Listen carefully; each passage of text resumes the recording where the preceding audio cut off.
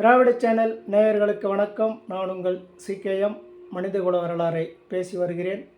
பாகம் 5. நம்ம சேனலை சப்ஸ்கிரைப் பண்ணலாம், சப்ஸ்கிரைப் பண்ணிவிடுங்க. இப்போ நம்ம எதை கண்டுபிடிச்சோம்னா, மனிதன் வாழ்கிறதுக்கு தன்னை தயார்படுத்திட்டான்,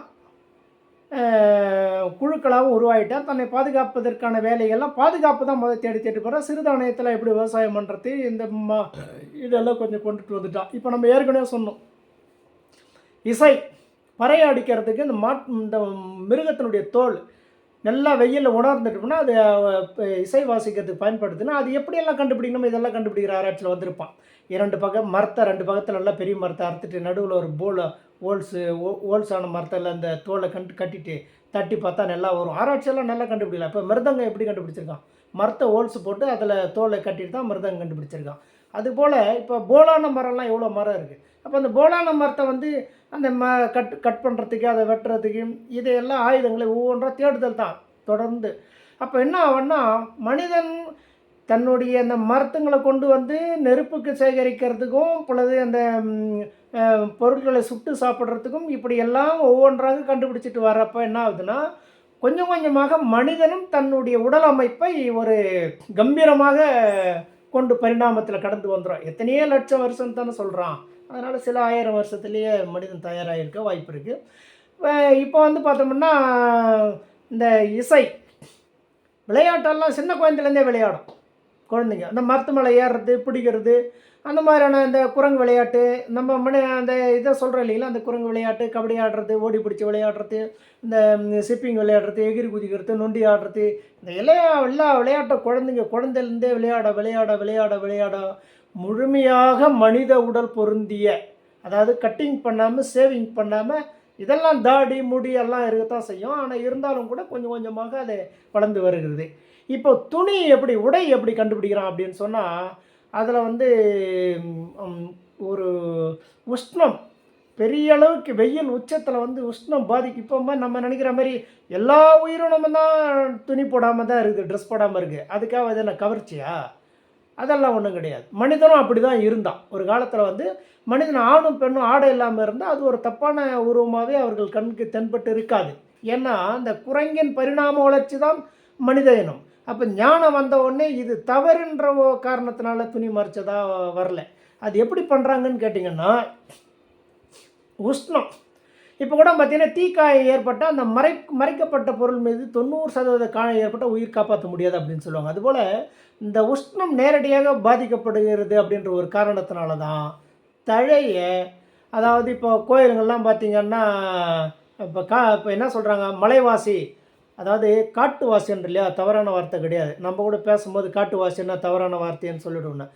காட்டில் வசிப்பவன் என்பதை காடு ப்ளஸ் வசிப்பவன், அப்போது காட்டுவாசி, காட்டில் வசிப்பவன் காட்டுவாசி. இப்போ அவர்கள்லாம் அந்த உடை தான் அணிஞ்சிருக்காங்க. பார்த்தீங்கன்னா இந்த இலை தான் கட்டிகிட்ருப்பாங்க இடுப்பை சுற்றி, அல்லது பெண்களில் மேலாட மாரி அந்த இலை தான் கட்டிகிட்ருப்பாங்க. அதுபோல தான் அன்றைக்கு இலையை கட்டி அதாவது அது ஒரு பாதுகாப்பாக இருக்கும். இந்த வெயிலேருந்து, நெருப்பில், உஷ்ணத்துலேருந்து பாதுகாக்கிறதுக்கு தான் அதை கட்டினாங்க. அதன் பிறகு அது கொஞ்சம் கொஞ்சமாக வளர்ச்சி அடைய அது இந்த மிருகத்தினுடைய தோலை ஆடையாக கட்ட ஆரம்பித்தான். இப்போ பார்த்தீங்கன்னா சிவனை காட்டும்போது கூட என்ன பண்ணுவாங்க, புலித்தோலை அவர் கட்டிங்கிற மாதிரி காட்டுவாங்க. அப்போது அதே போல் தான் அந்த மிருகத்தினுடைய தோலை ஆடையாக முதல்ல பயன்படுத்துகிறான். தழையே எத்தனை வாட்டி திரும்ப இன்றைக்கி எத்தனை அந்த நாளைக்கு காஞ்சிரும், சாயந்தரம் காலையில் கட்டினா காஞ்சிரணும் போது அந்த பரிணாம வளர்ச்சி என்ன செய்யுது, இதுக்கு இது கிடையாது, இதுக்கு இந்த தோலை ஆடை மாரி கட் பண்ணோம்னா அப்போ கொஞ்சம் கொஞ்சமாக கிழிப்பான்.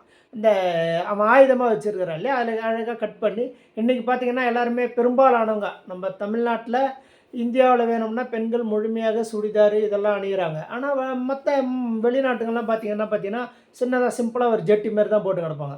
அதே போல் இவன் இந்த தோலை தான் முதல்ல மனிதன் ஆடையாக, அதாவது முதல்ல இலை பயன்படுத்துகிறாங்க ஆடையாக, ரெண்டாவது தோலை பயன்படுத்தி, தோல் நீண்ட காலம் வருது, அதில் ஹோல்ஸை போட்டு அதில் ஒரு கயிறு மாதிரி போட்டு மாட்டிட்டு பின்னாடி கட்டிட்டோம்னா அது என்றைக்குமே ரொம்ப நாள் நீண்டு வருது, உடனே காயலை. அதன் பிறகு தோலை ஆடையாக பயன்படுத்தியிருக்கக்கூடும். இன்றைக்கி நவீன வளர்ச்சியில் நம்ம பட்டாடை, நூலாடை, என்னென்ன ஆடையோ இந்த பரிணாம வளர்ச்சி இன்றைக்கி வந்துருக்குறோம். ஆனால் அன்றைக்கி தோல் தான் ஆடை. அடுத்து பார்த்தோம்னு சொன்னால் இந்த ஜுரம் வந்துச்சு, காய்ச்சல், சித்த மருந்து, சித்த வைத்தியம்லாம் சொல்கிறோம் பார்த்தீங்களா? இதெல்லாம் பார்த்தீங்கன்னா, இது எல்லாமே ஆய்வுக்குட்பட்டது தான்.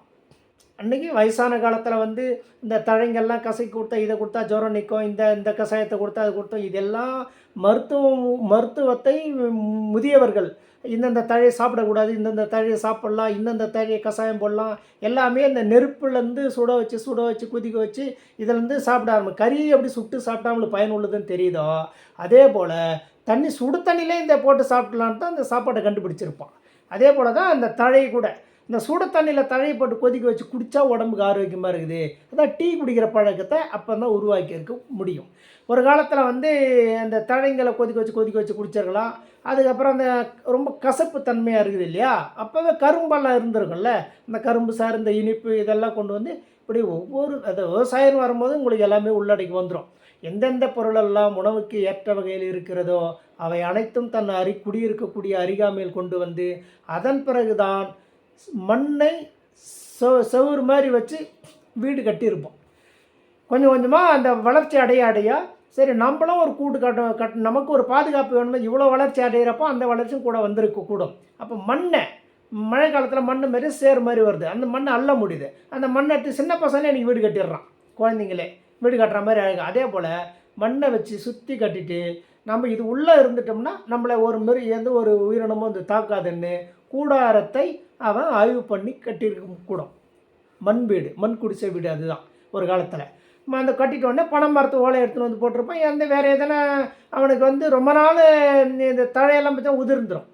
ஆனால் அது பனை ஓலை காஞ்சிருக்கும், அதை தூக்கி ஒரு மழை வருது நினைக்குமா அந்த ஓலையை தூக்கி இப்போ நம்மளே யதார்த்தமாக பிடிச்சிருவோம். அவனும் அது போல் பிடிச்சிருக்கலாம் அந்த பனை ஓலையை. அப்போ அந்த ஓலையை எடுத்துகிட்டு வந்து இந்த மண் சோறு மாரி கூடு சுற்றி நம்மளை மழையிலேருந்து பாதுகாக்கிறதுக்கு சோறு வச்சுருக்கலாம், அது மேலே நம்ம ஓலையை வச்சுருக்கலாம் தண்ணி மேலே படாமல் இருக்கிறதுக்கு. இப்படி தன்னுடைய வாழ்வாதாரத்தை ஏன்னா குகைக்குள்ளே மழை காலத்தில் உள்ளே இருக்க முடியாது, தண்ணி வந்து உள்ளே பூந்துடும், அதை கட்டவும் முடியாது, மூடிட்டா காற்று வராது. அதனால் அந்த ஆய்வை வெயில் நாளில் குகையை பயன்படுத்தியிருக்க மழை நாளில் நம்ம வெளியே வசிக்கணும்னு சொன்னால் நம்மளுக்கு கூடாரம் வேணும். கூடாரத்தை இப்படியெல்லாம் பாதுகாக்கணும்னு தான் மண் சவத்தில் வீடு கட்டியிருப்பான், அது மேலே ஓலையை அமைச்சிருப்பான். அதன் பிறகு தான் பெரும்பாலானவர் இப்போ இந்த குழுக்களாக இருக்கிறப்போ பார்த்திங்கன்னா வேறு குழு வேறு மாதிரி திட்டமிடும். இந்த இந்த இனம் வந்து அங்கே ஒரே இடத்துலேருந்து தான் பெருகி வருது, பக்கத்தில். இப்போ இனக்குழுக்கள் பெருக என்ன ஆகுது? சரி, நம்ம ஒரு 500 பேர் அங்கே போயிடலாம். அப்புறம் அந்த இனப்பெருக்கம் என்னது, ஒரு 500 பேர் அடுத்துக்கிட்ட போயிடலாம். இப்படி போயிடுவாங்க. அதனால தான் வந்து இந்த கிராமம் பக்கத்தில் கிராமங்களை உருவாக்கினே விரிவடைஞ்சிட்டே வருது இந்த மனித சமூகம். அப்படி ஆதி மனிதன் அப்படி விரிவாக்கிட்டே வரப்போ தான் இவர்களுக்குள்ள ஒரு சில அதாவது